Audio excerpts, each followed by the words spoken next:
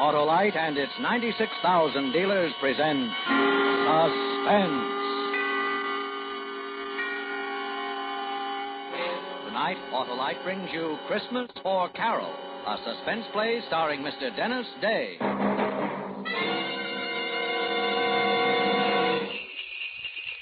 Hey, Hap. Well, hello, Santa. Why, it's Wilcox. Now, what are you doing in that costume, Harlow? Going to a Christmas party, Hap. Oh, what's in the sack? Why, a load of merry motoring. In this box, I've got smoother performance, you see? Ignition-engineered Autolite spark plugs. Sure, and when you replace worn-out spark plugs with these new Bantam beauties, your car will perform smoother than Santa skidding down a slippery chimney. And what's in this box, Harlow? Fast starts, Hap. Well, these are ignition-engineered Autolite spark plugs, too. You bet. And they're unmatched for quick starts because they're designed by the same Autolite engineers who designed the coil, distributor, and all the other important parts of the complete ignition system for many leading makes of our finest cars. That's why ignition-engineered Autolite spark plugs work as a team with your car's ignition system. And that's why they're world-famous for quality and dependability. And I suppose you're giving gas savings in the third box, eh, Harlow? You guessed it, Hap. So, friends, have your Autolite spark plug dealer replace worn-out spark plugs with ignition-engineered Autolite spark plugs. Choose either the standard or resistor type. And remember, you're always right with Autolite. And now, with Christmas for Carole and the performance of Dennis Day, Autolite hopes once again to keep you in suspense.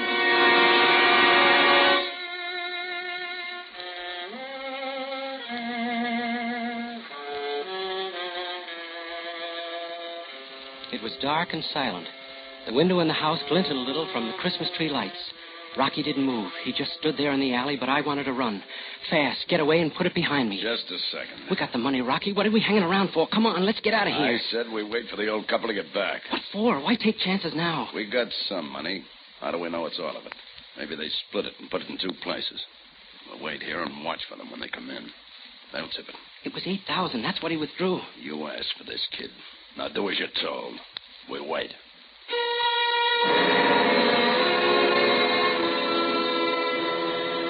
I couldn't help being scared. This was my first job, my first and last. I just wanted that money. I wanted it fast and short, and I wanted to run away from it and forget it. For one shot. That's why I got hold of Rocky Perea. Lucky. I had to be lucky just this once.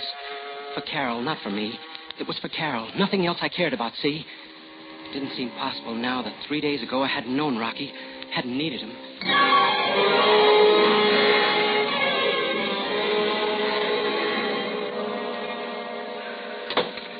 What is it, Doctor? How about the baby? Your wife must remain in bed. Serious? No, not serious, but she's got to stay flat on her back. A nurse. You should have a nurse with her all the time. Oh, but it's 2 months away, Doctor. It's just a question of keeping her relaxed and quiet, not letting her do any work around the house, lift things, or even walk. Okay, Doctor. And she'll be all right? There's one other thing. She was quite worried when I told her about the nurse. I got the feeling she's, afraid to have the baby. Afraid? Not for herself. I can't put my finger on it, but it's having a detrimental effect on her condition, and... I know what it is, Doctor. Money. Oh, I see. Well, it might not be easy finding a nurse. Only 4 days till Christmas. I'll get one, Doctor. Thanks. I'll call you this evening. Yeah. Thanks again, Doctor.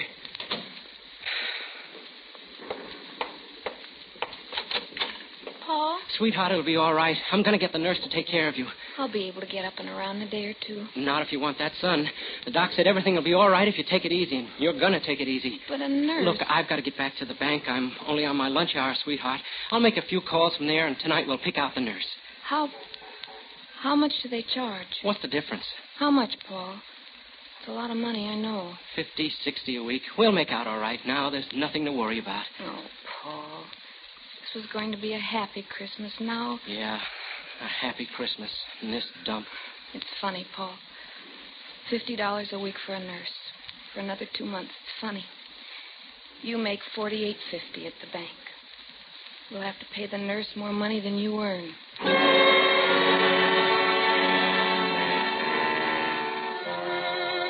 Yeah, more money than I earn. You know how it is being a bank teller? Feeling, seeing, handling money, taking in money, paying it out. When I went back to work, I was seeing it for the first time with something more than a detached feeling. Thinking, I need this money. I need this money. I need this money. How I need this money. For Carole and the baby. It was almost 3 o'clock when Eddie the bookie came in. Hi, Paul. Good day yesterday. And big action in a few days. Santa Anita opens. Yeah, people like to throw their money away. They throw it, I catch it. Eddie, could I see you later? You ready to make a deal? I want to talk to you. What time you through? 5 o'clock. Meet you outside at 5 o'clock.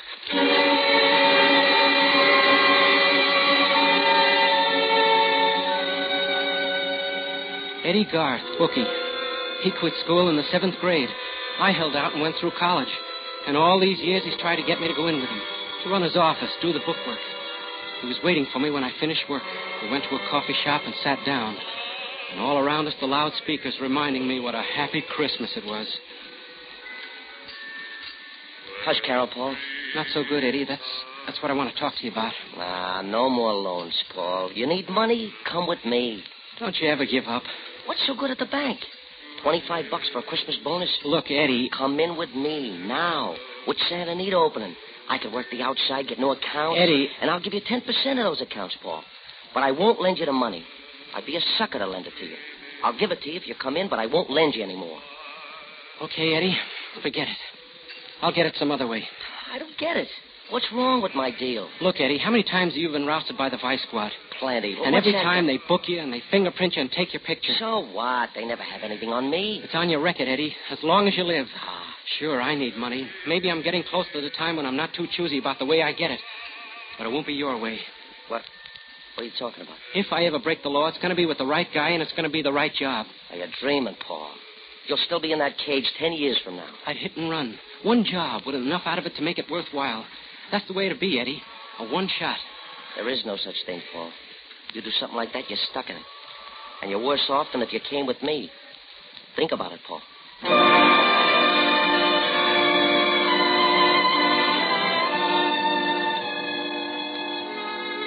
Go home then and fix dinner for Carole, all the time thinking of the money and Carole and the baby and debts. The worry eating at me and thinking about what I'd said to Eddie. Then the next morning, old man Forbes made a withdrawal. The first he'd ever made. Hiya, son. What?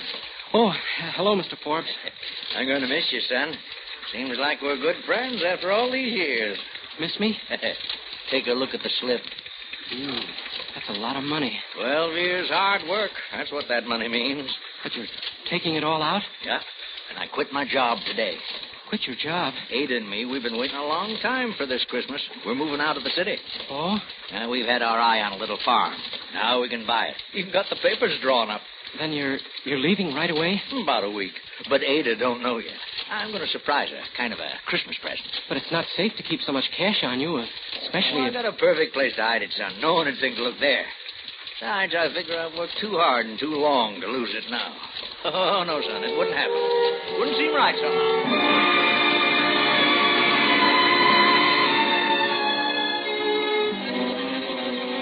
It stayed with me and it grew. Like a wheel spinning, gaining momentum. This could be the right job. $8,000, enough for that single shot. It stayed with me. All the time growing.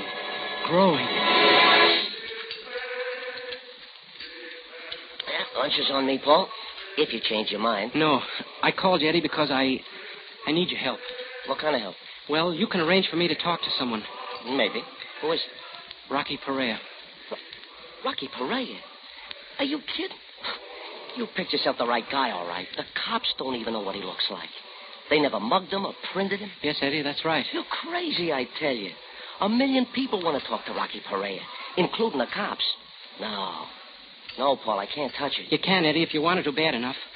Please, Eddie. All right. I'll see what I can do. Maybe I do know someone. And, Eddie, it's got to be soon. You know you'll be taking a chance. It better be good. It is, Eddie. Good enough to take the chance for.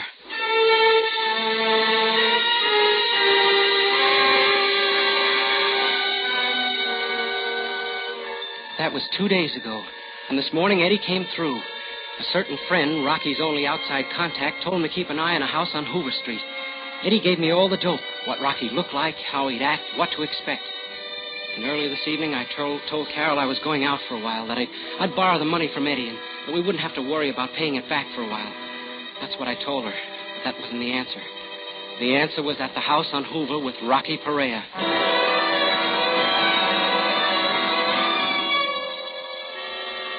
I waited there, hidden in the dark corner behind the incinerator.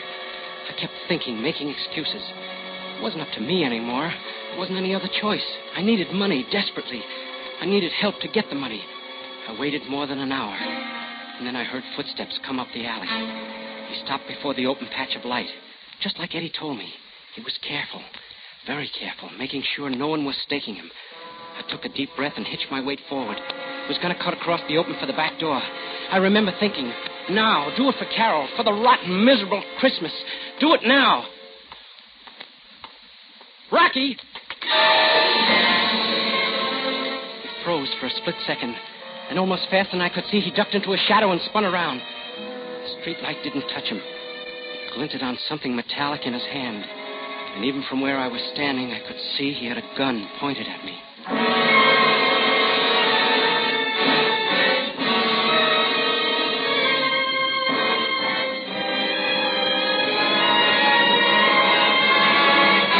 Autolite is bringing you Mr. Dennis Day in Christmas for Carole. Tonight's production in radio's outstanding theater of thrills, Suspense.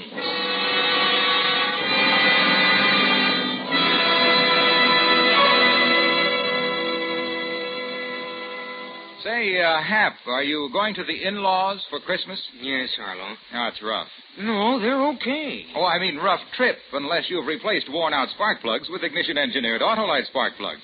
They give your car sensationally smooth performance. I've heard of them, Harlow. Well, then you must know that they're designed by the same Autolite engineers who design complete ignition systems, used as original factory equipment on many leading makes of our finest cars.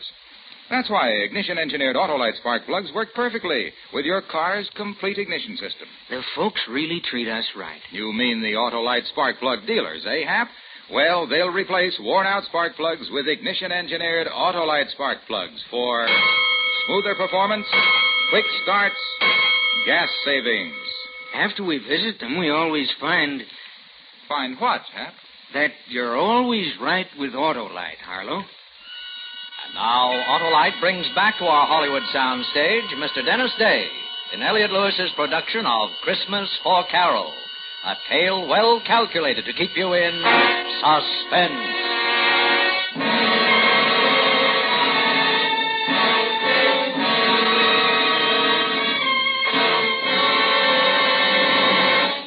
Rocky, don't shoot. It was a good thing I'd said it. His gun was aiming front and center. He crouched there looking at me, his eyes flat and hard, then his voice deep and tight and deadly. Who are you? I'm not a cop, Rocky. Come close so I can see you better. Sure, Rocky. I just want to talk to you. You call me Rocky. You been talking to anyone? I've been watching you. I know you're Rocky Perea. You've been watching me? What for? You're wanted, Rocky, and you need money. Who are you? Where'd you come from? But that doesn't matter, Rocky. This is a business deal. I figured it out very carefully. You need money, well, so do I. And I got a way to get it. Just like that, eh? And, Rocky, I'm not staying. This is a one-shot deal. A one-shot? There's no such thing. That's the way it's got to be. We do this job together and we're through. We never see each other again. I sure ain't going to go looking for you. But you won't quit. Not if it comes off easy. I'll quit, Rocky. What's in this for me? Half. $4,000. Huh. Well, kid, you ain't dumb by any means, staking me out like this. Almost smart enough to be a copper. You got guts, too. Tell me, you got a family? There's no one to stop me. I have a job that doesn't pay enough. This will raise my salary. You want this one haul, then it's back to your job, eh? Yeah. Is it a deal? What's the job? I have a car. I'll tell you on the way. If you go for it, okay. If not, we forget the whole thing. Okay, kid. I'll listen to it.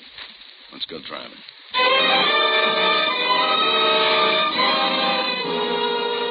I told him what I'd planned and why I needed him, and he agreed to come with me. We drove to the Forbes' house. It was a small and old house, just big enough for the two of them. I drove down to the corner and parked, and we started back. Lucky there's no one on the street. Let's go up the alley. Yeah, Rocky. There's the back door. Look, no lights. They're not home. makes it a cinch. Okay, go on, take it. It's your baby. Rocky, I'll have to break a window. Yeah. You want me to hold your hand? I'll wrap my jacket around my fist. That'll keep the noise down. Why don't you write me a book? Okay, I'm going.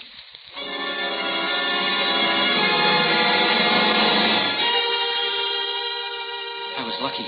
The side of the house was hidden from the street by a big tree. There was light to see with from the Christmas tree in the living room. I wrapped the jacket around my knuckles, and with a short, sharp jab, broke through the window. It sounded like a cannon. The street being so quiet before, I was scared it would rouse the whole neighborhood. But like I said, I was lucky. I scrambled up the sill and dropped into the living room. I was pretty clumsy. I pulled out drawers, looked behind pictures, under cushions. I went in the kitchen and poked around the cabinets. I looked in the cookie jar, and I found a rolled-up wad of bills.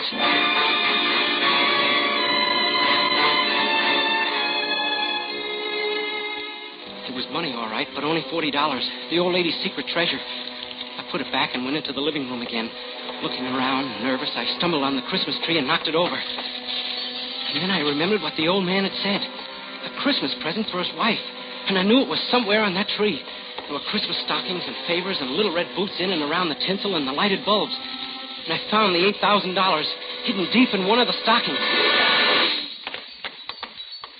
Got it, Rocky. Let me see it. It's there, Rocky. It's all there.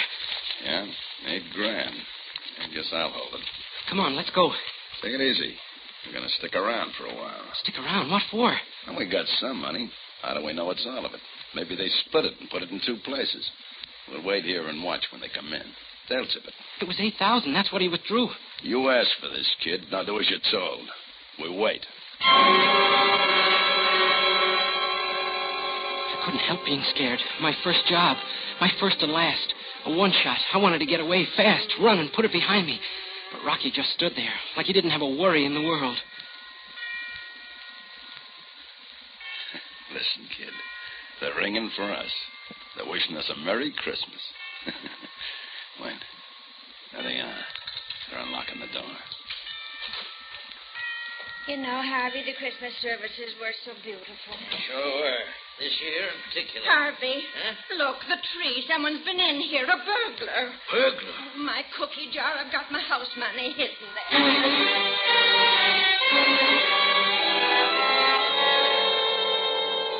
The old lady ran to the kitchen, but Forbes knew where to look, and he knew it was gone. Rocky was grinning, his face lit up like floodlights. Let's go, Rocky. We've seen enough. No, hold on a minute. It's all here, Harvey. I wonder what he was after. Ada, it's gone. All the money. All what money? $8,000. I took it all out of the bank. Ada, I quit my job. It was going to be a surprise. No. Every penny we had in the world. Oh, Harvey. Oh, that money. No. It'll be all right, Ada. Oh, 12 years you've worked so we could have something. Well, I can keep on working, Ada. I'll do it all over again. Oh, you can't work anymore. The doctor. Oh, what's a person to believe? You work so hard and we do without things for 12 long years. And for what? In 1 minute, some good-for-nothing hoodlum takes it all away from us.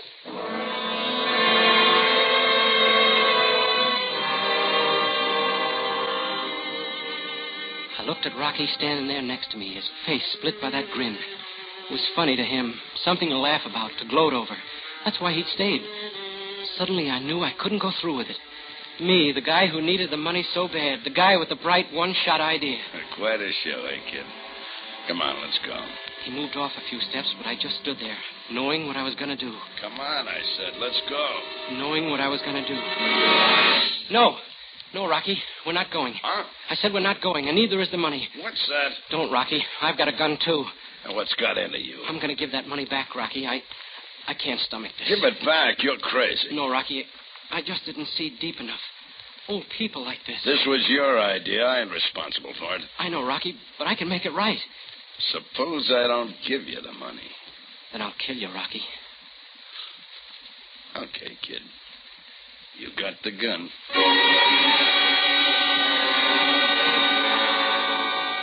He gave me the money, all the hate showing in his eyes. I turned, started for the house. I gave him my back for a target, but he didn't use it. I knocked on the door. Yes, who? Paul, from the bank. I just had a fight with a guy, Mr. Forbes. Saw him jump from your window. I chased after him. Our window? You saw him? Yes, ma'am. I was walking past. I kind of figured he'd just finished robbing you. But did you catch him? Oh, I couldn't hold on to him. He broke away, but not before I got this. Why, Harvey, the money. Yes. Paul, bless you. Oh, forget it. I'm only sorry I couldn't hold him. You say you fought with this burglar? Yes, he broke away before... We want to thank you, Paul. Forget it. I'll be going now. Oh, wait, Paul. We want to give you a reward. Oh, no. No, I don't want a reward. I'll have to be going. I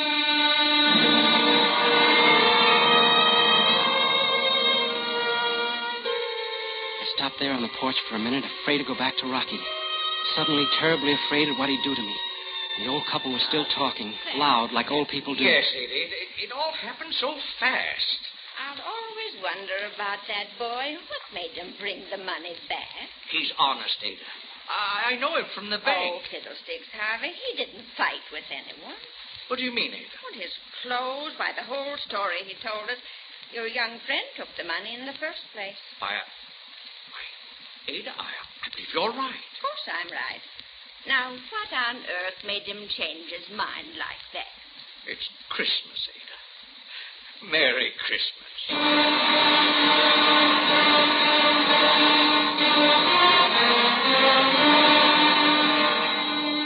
She'd known. The old lady had known all along. And it didn't make any difference.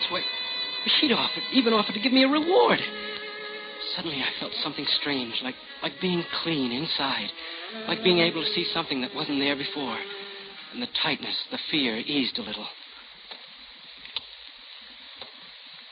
Now, let's go, kid. The car. Rocky. You did what you wanted. You just forgot that half of that money was mine. Now move.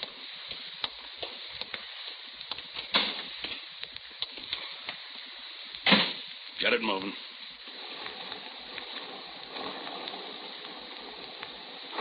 What was it you said? You need me, Rocky. You're hot. Rocky, I made a mistake. I want to team up with you, Rocky. You need money. I got away. I was wrong. Maybe the next job you won't get soft in the head. There's not going to be a next one, Rocky. I'm through. Through? You think I spent Christmas Eve with you because I like you? I'm out $4,000. I'm kid. sorry, Rocky, but there's not going to be a next time. You think so, huh? Stop the car. All right. But I'll never see it different, Rocky. I found out tonight. If it's not these old people, then it's someone else taking it just as hard. Are you sure? You sure it's not Christmas doing this? I'm sure. It's not for me, Rocky. Huh. You know, I'm kind of glad it turned out this way. You what? Well, you're through, ain't you? You're going back to your job.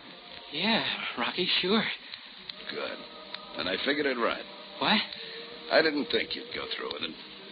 Say, wait a minute. Yeah? You're not Rocky Perea.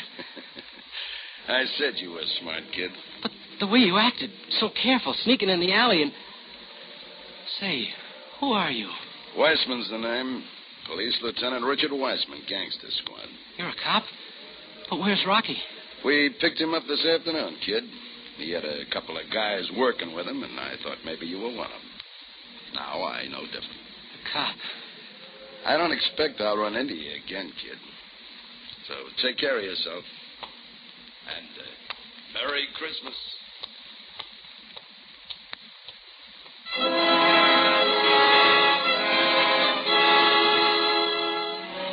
Lucky. All the breaks. But I was no better off than this morning. There was still money, 2 months paying the nurse. There was still the worry for Carole.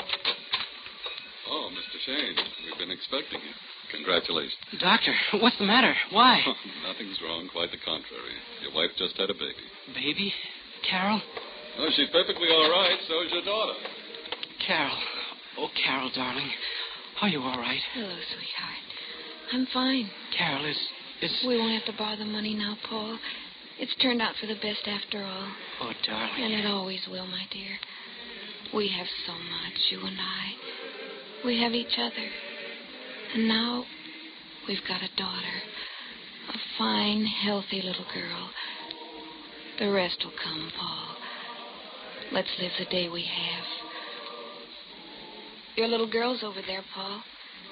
Tell her we're very, very happy she's in the family. And wish her a Merry Christmas.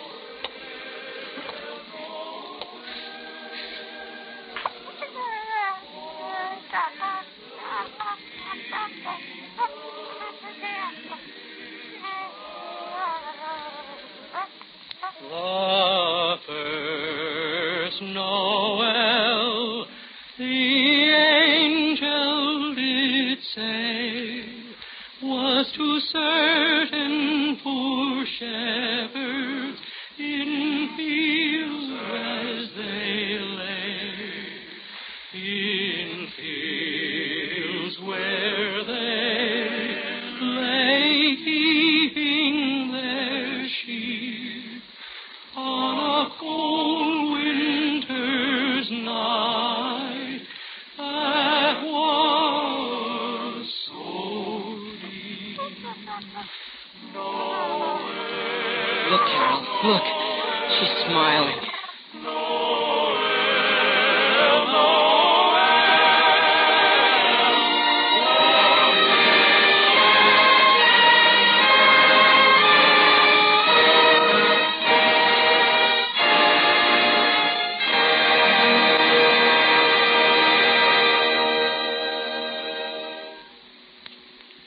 Suspense, presented by Autolite. Tonight's star, Mr. Dennis Day. Santa visits girls and boys after they've been good, but Autolite keeps cars and trucks performing as they should. Right you are, Hap, because Autolite makes more than 400 products for cars, trucks, planes, and boats in 28 plants coast to coast. These include complete electrical systems used as original equipment on many leading makes of America's finest cars. Electric windshield wipers, starting motors, voltage regulators, coils, distributors, wire and cable, generators. All engineered to fit together perfectly, work together perfectly because they're a perfect team. So, friends, don't accept electrical parts supposed to be as good. Ask for and insist on original factory parts at your neighborhood service station, car dealer, garage, or repair shop. And because all Autolite parts are original factory parts, you can be sure you're right, because you're always right with Autolite.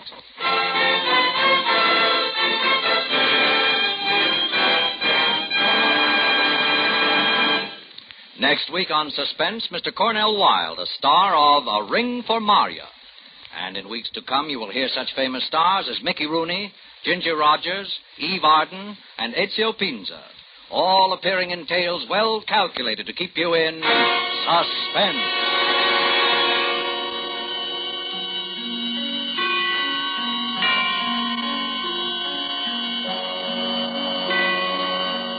Suspense is produced and directed by Elliott Lewis, with music composed by Lucien Moraweck and conducted by Lud Bluskin. Christmas for Carole was written for Suspense by David Friedman. Dennis Day appears through arrangement with Colgate-Palmolive Feet Company and may be heard on his own program, A Day in the Life of Dennis Day. And remember, next week on Suspense, Mr. Cornell Wilde in A Ring for Maria.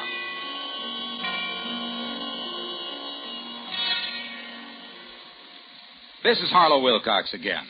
On behalf of Autolite, its 96,000 dealers, and the cast of Suspense, I extend to all of our listeners best wishes for a Merry Christmas. Good night. This is CBS, the Columbia Broadcasting System.